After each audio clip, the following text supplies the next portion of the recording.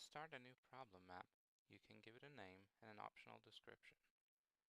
Then, from a list of all your problem maps, you can select which one to work on. On the Formulator page, you can start adding the 5 group of entities with an Add button at the top. These are requirements, functions, artifacts, behaviors, and issues.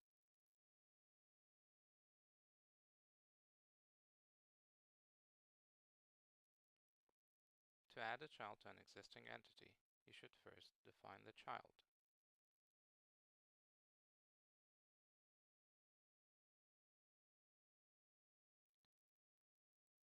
Once you created the child, you should drag it onto the parent entity. Some of these 5 groups of entities have optional attributes or subtypes. For example, for requirements, you can define its source. The customer may give you requirements explicitly in the problem statement. Regulations or the environment that your final products will be used in may impose other requirements. You can add any names for the requirements or the source, but try to be consistent with source names. We propose a few tag names like given, aesthetics, regulation, usage, but you don't have to use them. Other than requirements, you may add goals, which you want to improve beyond the target value. You can see now that we have defined a hierarchy of requirements, like an objective tree.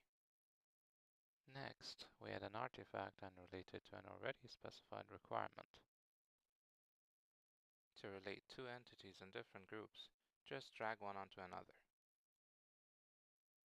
Similarly, we can add a function and relate it to an artifact and a requirement. Notice that all related entities will be highlighted.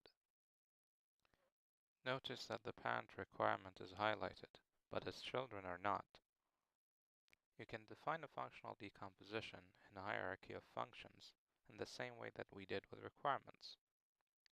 Try to name functions as action verbs or verb nouns, like sync or collect sample in our example.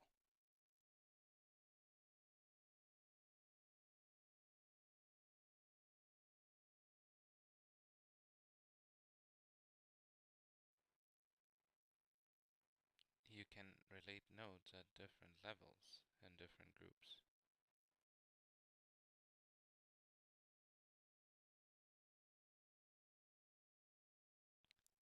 To avoid cluttering, we don't show lines between the related nodes. Instead, whenever you hover on a node, all other nodes that are related to it light up.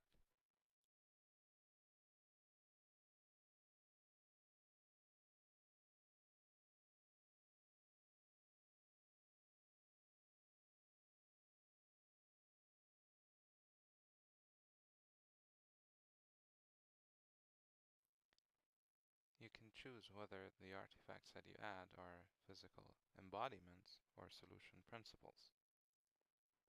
Physical embodiments are parts or components like a tank, a gear, a cylinder, or a pressure sensor.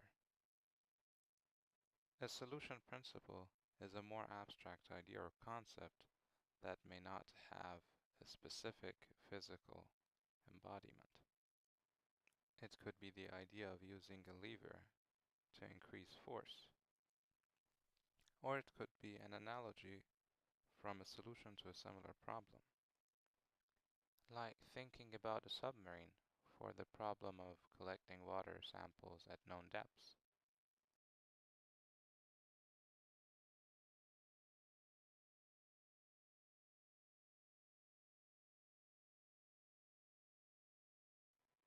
You can add behaviors to show how your solution works, or to describe the physical laws that govern your problem.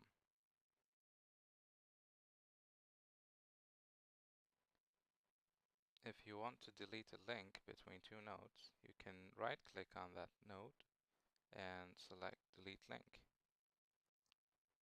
Under Behavior, you can describe the equations and the parameters of those equations that govern a behavior. First, you should choose whether the node that you add under behavior is an equation or a parameter. Then, put the parameters under an equation as its children, or the equations under the behavior as its children, the same way that we did with the hierarchies and requirements, functions, and artifacts.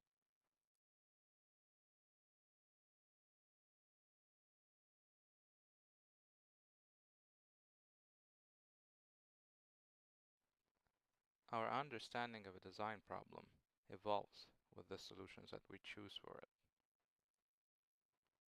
We might be reminded of a function after we thought about an artifact or about a requirement. That is why you are free to add entities and link them in these 5 groups in any order you want.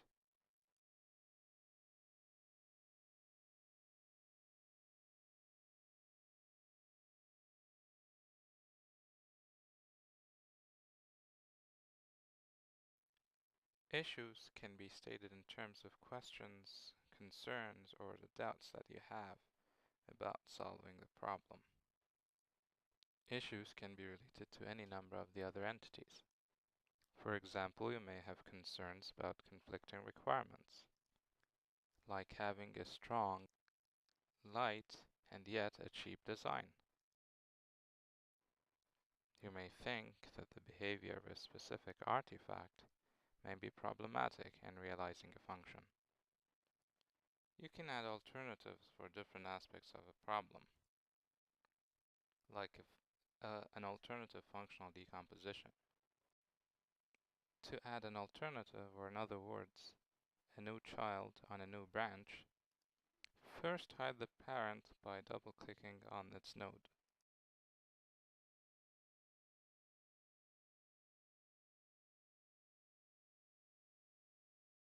Notice that the children become hidden and the minus sign on the left side of the node turns into a plus.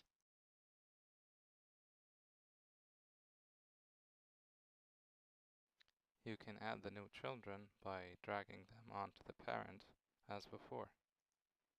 Once you add a new branch, the number of alternative branches or disjunctions appear on the node. Different decompositions may have commonalities. Unfortunately, in this version of the tool, you can't choose the children of one parent for the alternative parent.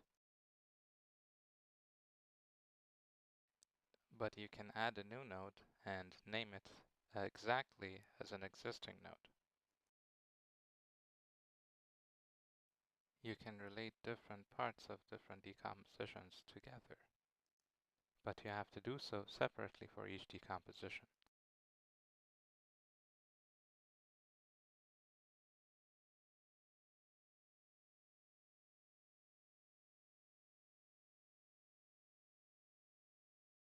As you continue working on a problem, you can see that the problem map can become very overwhelming. Remember that you can always see the relations to an entity by hovering on it. All related entities then will light up. If parts or all of your web page ever froze, simply refresh your browser. You don't need to worry about losing any of your data. Any change that you make to the problem map is saved automatically. There are no save buttons on the tool if you noticed. When you're done with the problem map, or you don't want to work on it anymore at that moment, just close the browser, preferably after logging out. Whenever you want to continue working on that problem map, log on and select it from the list of problems under your account.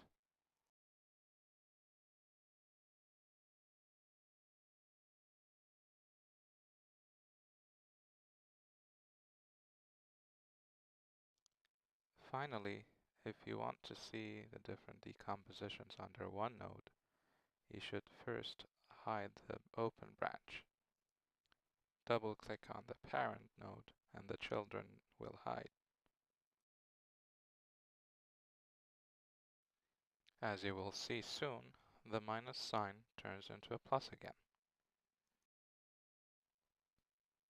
Then you need to double-click on the parent node once again. Once you double-click on the parent node, a new window will open, where you see all the different decompositions of the node.